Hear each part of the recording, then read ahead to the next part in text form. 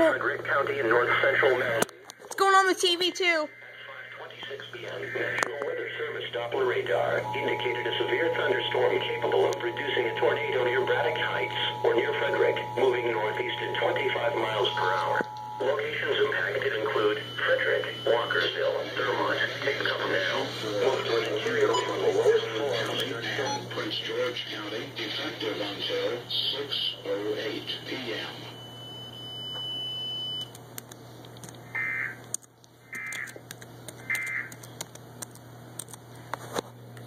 The National Weather Service. Huh?